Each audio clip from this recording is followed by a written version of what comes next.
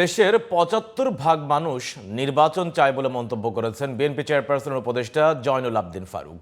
আর গণতন্ত্র পুনরুদ্ধার না হলে দেশের পরিণতি আরও ভয়াবহ হবে বলে আশঙ্কা করেছেন বিএনপির ভাইস চেয়ারম্যান শামসুজ্জামান দুদু। বুধবার সকালে রাজধানীতে আলাদা অনুষ্ঠানে এসব কথা বলেন বিএনপির সিনিয়র এই দুই নেতা। আরও জানাচ্ছেন মনিরুজ্জামান। সংসদ নির্বাচনের রোডম্যাপ ঘোষণা ও পতিত আওয়ামী লীগের সন্ত্রাসীদের গ্রেপ্তারের দাবিতে বুধবার সকালে জাতীয় প্রেস ক্লাবের সামনে এক প্রতীকী অবস্থান কর্মসূচি পালন করে বাংলাদেশ জাতীয় নাগরিক পরিষদ। এতে প্রধান অতিথি ছিলেন বিএনপি চেয়ারপারসনের উপদেষ্টা জয়নুল আবদিন ফারুক।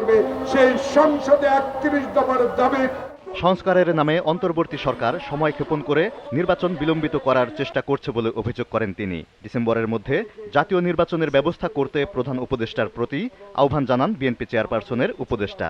বাংলাদেশের ৭৫% মানুষ এখন নির্বাচন চায়, আর নির্বাচন বিলম্বিত নয়, এখনই নির্বাচনের প্রয়োজন।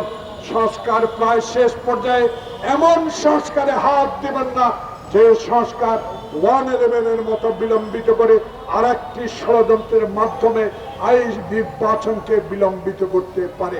এদিকে প্রেস ক্লাবের সামনে এক নাগরিক সমাবেশে প্রধান অতিথি ছিলেন বিএনপির ভাইস চেয়ারম্যান শামসুজ্জামান দুদু।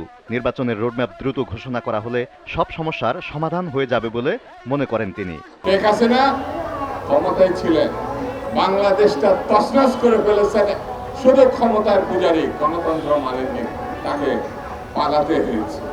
আমি সরকারকে বলবো, গণতন্ত্র মেনে নেন, নির্বাচন মেনে নেন, রোডম্যাপ ঘোষণা করুন, বাংলাদেশের মানুষের অধিকার ফিরিয়ে দিন, তারা যেন একটা ভোট তার পছন্দের প্রার্থীকে দিতে পারে।